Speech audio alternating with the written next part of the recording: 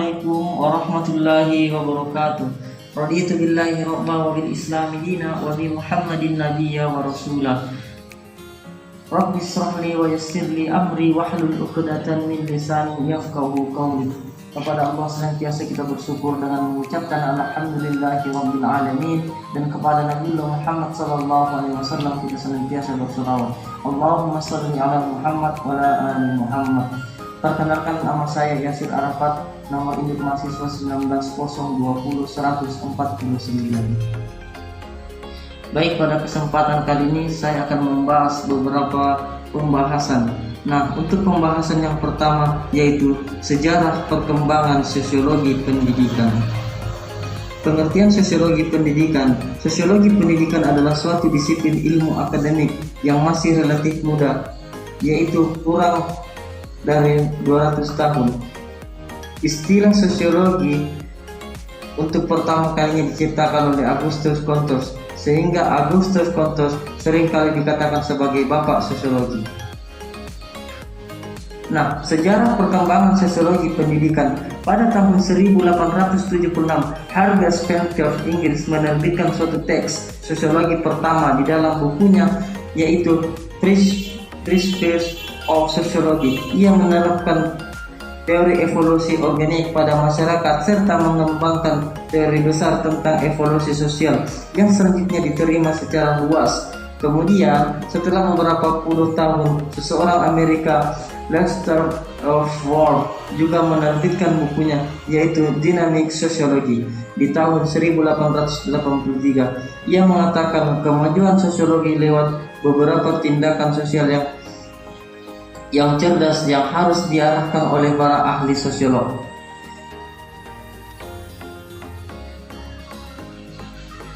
Nah, kemudian pengertian paradigma sosiologi pendidikan. Kata paradigma pada dasarnya berasal dari bahasa Yunani, yaitu dari kata para yang artinya disebabkan atau di samping dari kata diegma yang artinya model, teladan, dan juga ideal. Sedangkan secara terminologi, kata paradigma diartikan sebagai suatu cara pandang atau pandangan yang digunakan dalam menilai, melihat, juga memahami dunia dan alam di sekitarnya.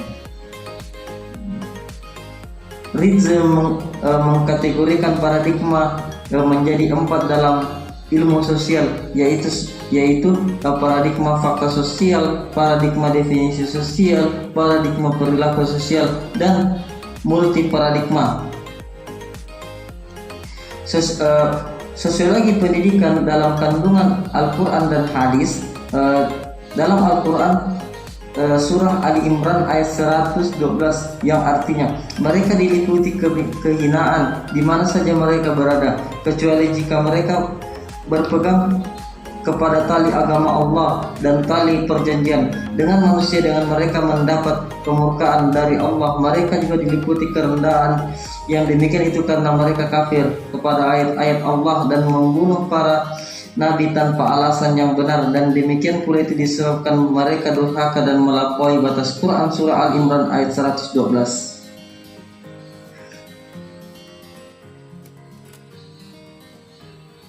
Kemudian yang selanjutnya yaitu konsep dasar sosiologi pendidikan. Tujuan mempelajari sosiologi pendidikan yaitu untuk mempelajari sosiologi adalah untuk menganalisis proses sosialisasi anak baik dalam keluarga, sekolah maupun masyarakat. Tujuan sosiologi pendidikan pada dasarnya adalah untuk mempercepat dan meningkatkan pencapaian tujuan pendidikan secara keseluruhan. Nah, objek sosiologi pendidikan, objek material dan objek formal. Nah, ruang lingkup sosiologi pendidikan di antara lain adalah analisis terhadap pendidikan selaku alat kemajuan sosial, sosiologi pendidikan sebagai pemberi tujuan bagi pendidikan, kemudian aplikasi pendidikan bagi pendidikan. Proses pendidikan merupakan proses sosiologi, peranan pendidikan dalam masyarakat, pola interaksi sosial di sekolah dan antara sekolah dengan masyarakat, dan terakhir ikhtisar mengenai berbagai pendekatan terhadap sosiologi pendidikan. Kemudian selanjutnya pendidikan dan masyarakat.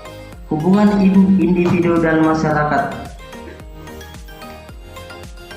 Manusia sebagai makhluk individu dalam arti tidak dapat dipisahkan antara jiwa dan raganya. Dalam prosesnya, untuk bisa berkembang, ia memerlukan keterpaduan antara perkembangan jasmani dan rohani. Masyarakat adalah kelompok manusia yang saling berinteraksi, memiliki keterkaitan untuk mencapai suatu tujuan bersama. Masyarakat adalah tomaat di mana seorang individu mampu melihat dengan jelas proyeksi pengembangan itu. Dari dalam masyarakatlah individu akan diuji coba untuk mengembangkan apa yang telah ia dapatkan dari keluarganya untuk diterapkan ketika menjadi bagian dari masyarakat.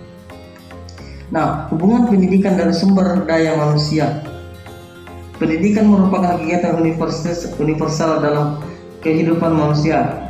Nah, bagaimana sederhananya paradigma suatu masyarakat di dalamnya terjadi atas berlangsung suatu proses pendidikan. Pendidikan telah ada sepanjang peradaban manusia. Pendidikan pada hakikatnya merupakan usaha manusia melestarikan hidupnya. Sumber daya manusia adalah individu proyektif yang bergerak sama suatu organisasi, baik di dalam institusi perusahaan yang memiliki fungsi sebagai aset, sehingga harus dilatih dan dikembangkan kemampuannya. Hubungan pendidikan dan sumber daya manusia memiliki banyak fungsi selain fungsi ekonomis, yaitu fungsi sosial kemanusiaan, fungsi politis, fungsi budaya, dan fungsi pendidikan. Dalam fungsi teknis ekonomis, pendidikan dikaitkan dengan pertumbuhan ekonomis teori moral manusia. Kemudian selanjutnya hubungan pendidikan dan lingkungan sekolah. Sekolah dan pendidikan tidak dapat dipisahkan. Sekolah sebagai tempat belajar, sedangkan lingkungan masyarakat merupakan tempat implementasi dari proses pendidikan yang dipelajari di sekolah. Lingkungan pendidikan adalah segala sesuatu yang ada terjadi pada proses pendidikan, karena kelompok benda-benda atau lingkungan pendidikan ikut berperan serta dalam usaha mengembangkan dirinya. Dalam hal ini, manajemen pendidikan menaruh suatu proses pendidikan yang bermutu. Nah, fungsi sekolah bagi masyarakat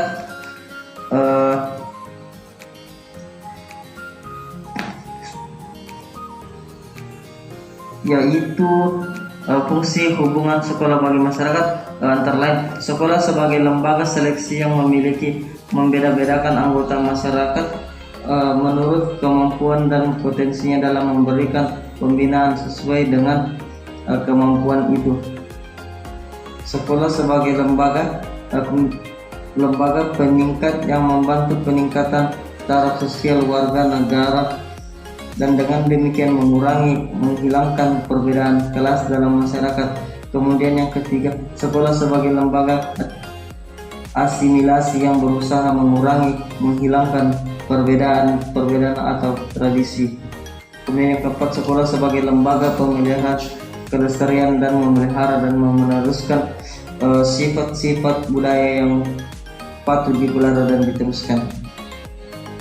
Nah, hubungan pendidikan dan pembaharuan. Pendidikan dan pembaharuan di Indonesia di samping itu harus memenuhi kebutuhan program-program pembangunan atau tenaga kerja yang terdidik baik, harus pula mampu menghadapi tantangan dari kekuatan-kekuatan yang muncul. Di antaranya ialah pertumbuhan penduduk dan tergolong tinggi dan peningkatan dalam aspirasi dan tahapan masyarakat, dan pendidikan itu membawa implementasi berat bagi suatu perbuatan dan pemerataan kesempatan belajar bagi seluruh penduduk.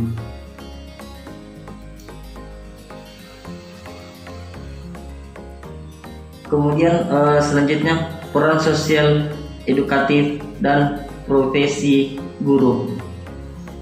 Nah, peranan guru di sekolah antara lain guru sebagai pendidik, guru sebagai pengajar, guru sebagai fasilitator, guru sebagai pembimbing, guru sebagai evaluator, dan guru sebagai komunikator.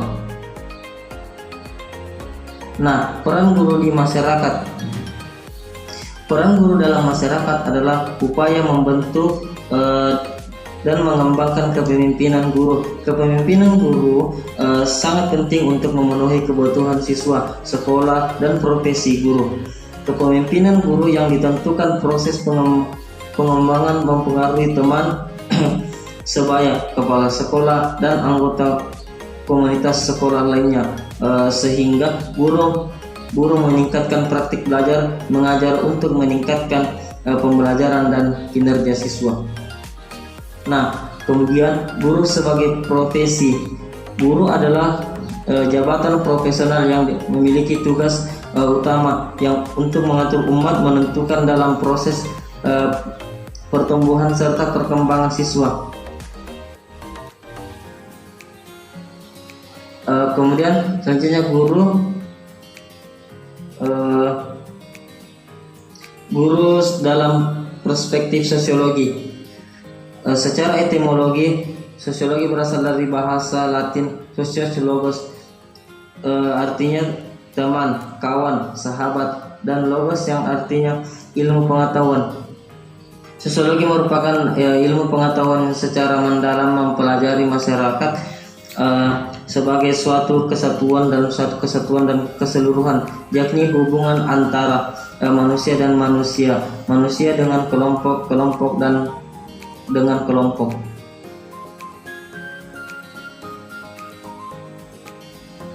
Kemudian selanjutnya sekolah sosiologi, sekolah sosialisasi anak dan pembentukan kepribadian. Nah, sekolah sebagai organisasi. Sekolah sebagai organisasi adalah perkumpulan sosial yang dibentuk oleh masyarakat, baik dari perbedaan hukum maupun yang tidak, dalam pembangunan bangsa dan negara. Menurut Philip Rothschild menyebutkan sekolah sebagai organisasi yaitu unit sosial yang secara sengaja dibentuk untuk tujuan-tujuan tertentu. Sekolah mengajak diciptakan untuk tujuan tertentu, yakni untuk memudahkan pengajaran sejumlah pengetahuan. Kemudian sekolah sebagai sistem interaksi. Sekolah sebagai suatu lembaga tidak terlepas dari adanya interaksi terjadi antara elemen sekolah tersebut. Elemen-elemen sekolah dengan individu-individu yang ada di dalamnya, serta kelompok-kelompok yang kesemuanya berfungsi sebagai suatu kesatuan membentuk suatu interaksi. Hal ini sesuai dengan pandangan Smith yang merujuk kepada pendapat Festus tentang doktrin-doktrin alternatif yang menyebutkan bahwa masyarakat lebih merupakan suatu interaksi individu dan bukan merupakan sebuah interaksi substansional. Nah, kemudian selanjutnya kelas dan sistem sosial. Kemudian ada kelas, ada sistem sosial. Nah, pembentukan kepribadian, pendidikan karakter. Ada beberapa cara membentuk kepribadian siswa.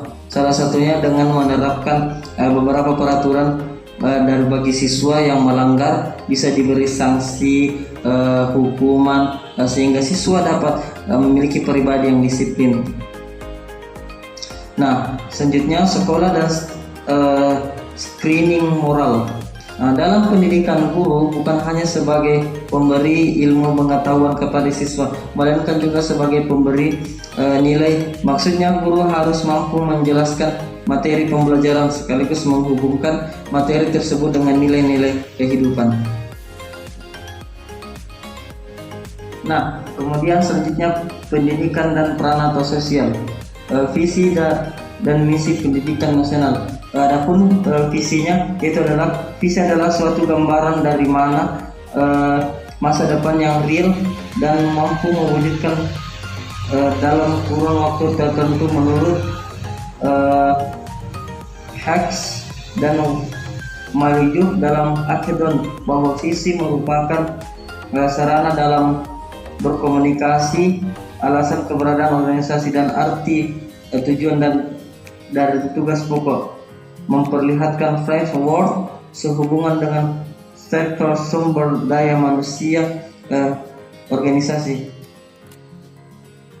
Kemudian misi adalah suatu yang harus dilaksanakan sebagai penjabaran visi yang telah ditetapkan dalam kurun waktu tertentu untuk menjadi rujukan bagi penyusunan program serta memberikan keluasan dan ruang gerak pengembangan kegiatan satuan pendidikan dengan terlibat. Nah, sebagaimana visi dan misi sistem pendidikan nasional yang tertuang dalam Undang-Undang Dasar 1945 Republik Indonesia Nomor 20 Tahun 2003 tentang Sisdiknas adalah sebagai terwujudnya sistem pendidikan sebagai peranata sosial yang kuat dan berwibawa untuk memberdayakan semua warga negara Indonesia berkembang menjadi manusia yang berkualitas sehingga mampu proaktif menjawab tantangan yang selalu berubah.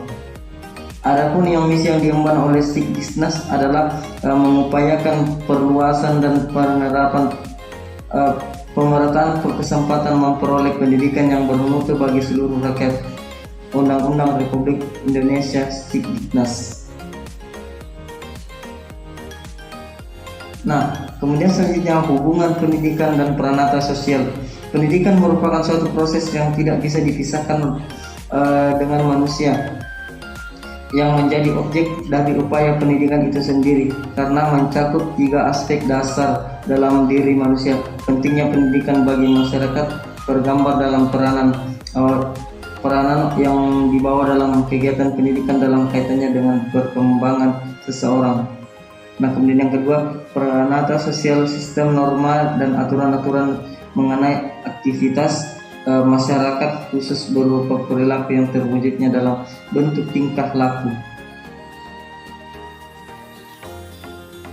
Nah, kemudian pendidikan dan fungsi keluarga, masyarakat dan pemerintah. Pendidikan dan fungsi keluarga. Keluarga merupakan intuisi pertama dan utama dalam perkembangan seseorang individu. Oleh karena itu dapat dikatakan bahwa pembentukan kepribadian anak bermula dari lingkungan keluarga. Salah satu bermutu tanggung jawab orang tua terhadap anak di dalam keluarga adalah dengan mendidik anak-anaknya. Peran keluarga yaitu merupakan lembaga pendidikan pertama dan utama. Kemudian keluarga ibarat sekolah pertama yang dimasuki anak sebagai pusat untuk menumbuh kembangkan kebiasaan tabiat. Kemudian sebagai perantara untuk membangun kesempurnaan akal anak.